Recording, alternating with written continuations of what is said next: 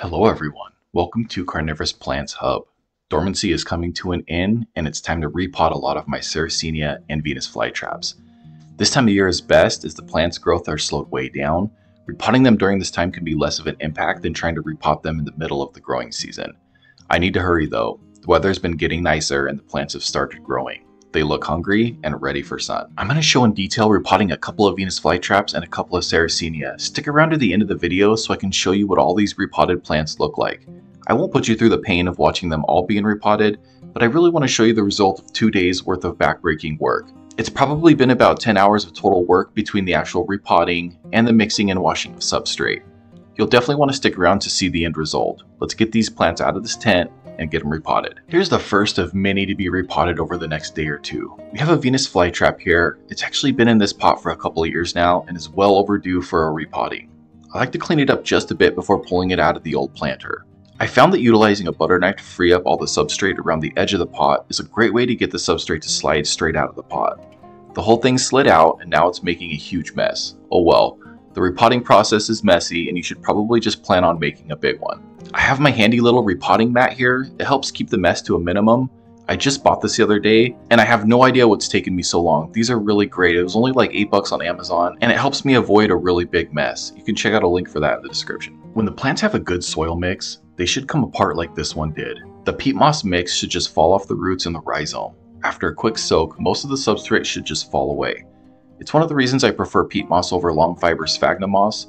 I'll do a better job of showing you the soaking part on the next flytrap, so make sure and stick around. I also like to take this opportunity to, while the Venus flytrap is out of the substrate, really clean up the plant and get the black or brown dead growth off the healthy white rhizome. Can't always get it all, but I like to get as much as possible.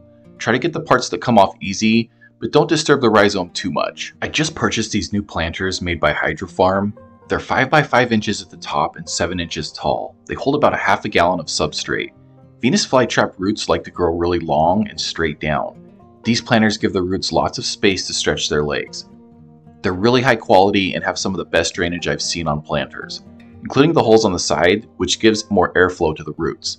They can be a bit pricey, but now that I have them, they are well worth the price. Keep an eye out, there's a good chance that I'll be selling these planters along with my soil in the near future. Did someone mention soil? Here it is, my beautiful substrate. I've been working on this mix for years and I think I've finally got it completely nailed down. I've decided to go with crushed coarse glass in my mix instead of sand. It's basically sand, but look how amazing it looks. It really catches the light and makes for quite the sight, especially when it's in the sun. It's a peat moss, perlite, and crushed glass mix. The crushed glass is not sharp and does not cut. This mix is airy, light, and allows for excellent drainage. It holds onto water for just long enough, but lets enough water go through so it doesn't puddle up or get too saturated. It does a really good job of not clumping or bricking up. It stays really light and fluffy, even when in the planter for years. This is the soil that I'll be selling soon. Please subscribe to the channel so you can get updates on when it's out. It's even possible that it's already out if you're watching this video. Just check the description to see how you can get your hands on your very own batch of this beautiful, premium, carnivorous plant substrate. I like to place a square of paper towel at the bottom of the planter. This helps keep the drainage holes from getting plugged up and helps wick up the water into the planter. You want to put about 1 inch of substrate into the bottom of the planter and press it down really tight against the paper towel. This helps keep contact down by the drainage holes. You don't want gaps between the bottom of your substrate and the planter. If you bottom water your flytrap, gaps will prevent the water from wicking up into the substrate. After that first layer, you want to pack the substrate into the planter lightly. The higher you get, the lighter you want to pack. The roots need to travel downward. Packing the substrate too tight can prevent the roots from traveling. The only part that you want to pack really tightly is that first inch or so of substrate. For this step, you can use a knife, a screwdriver, your finger, or whatever you want to make a hole in your substrate. You want to make it at least as deep as your root system. You want those roots going down as deep as possible without folding over. You can use the tool to help guide and push the roots down into the hole, just be careful not to break them. You want to make sure that when you put your Venus flytrap into the substrate that the rhizome is covered but not buried too deep. This one actually needs a little more substrate around it. I think it's a little too exposed. I actually went back and fixed it a little bit later. I think it looks much better now. I'm sitting in my office and I'm looking out the window. I can't take it anymore. I'm about to move this whole operation outside.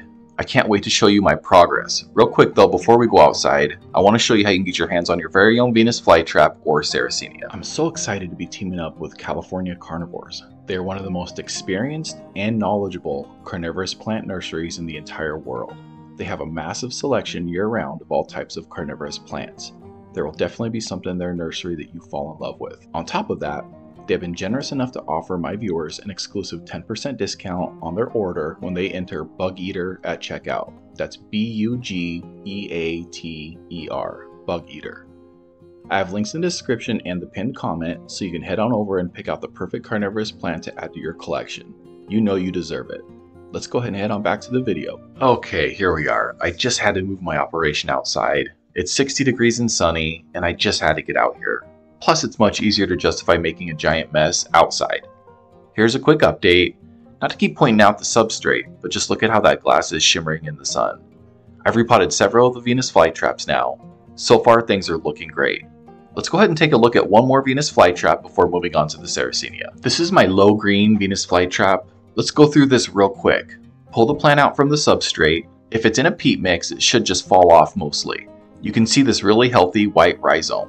Let's give it a quick dip to get the rest of the old substrate off. You can submerge Venus Flytraps in water entirely. It really doesn't hurt them. It might close a couple of the traps, but it's really not too bad for them.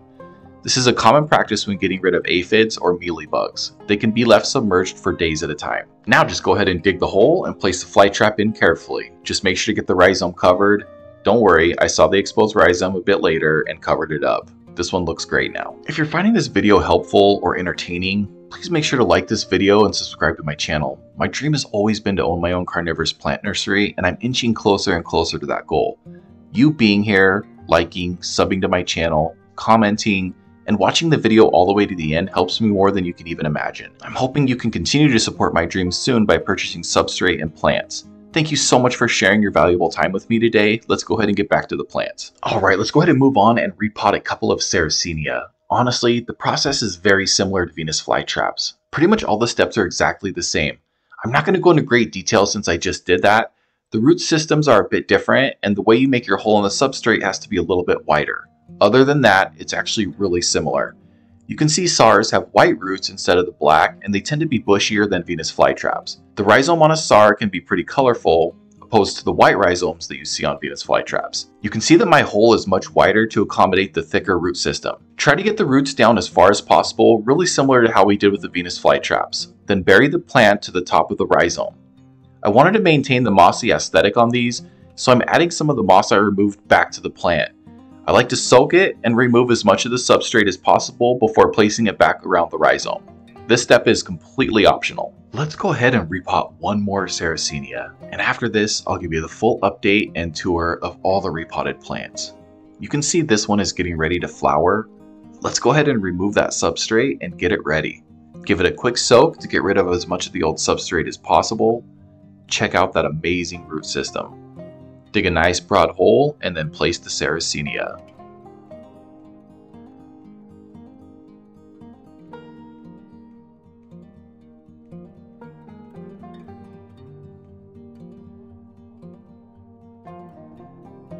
Alright, and real quick before I show you all the plants, here's another look at a batch of soil that I have drying. You can see how light and fluffy it is. A lot of really hard work and love goes into making each batch. Alright, I'll stop showing the substrate.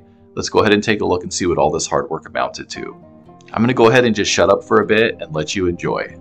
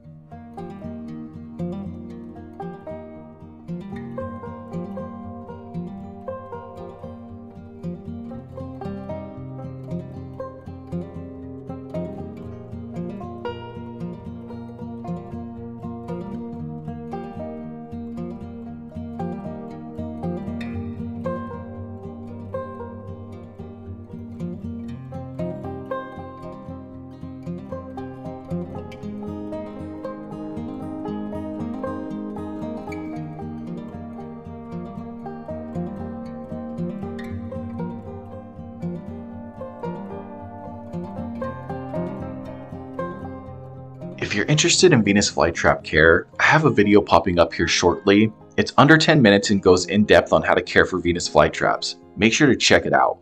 Also, make sure you get your free printable Venus flytrap care sheet and plant tracker. The link is in the upper left of the video, and there's a clickable link down in the description, so make sure and check that out. And thank you so much for being here, and I really hope to catch you in my next video. Bye.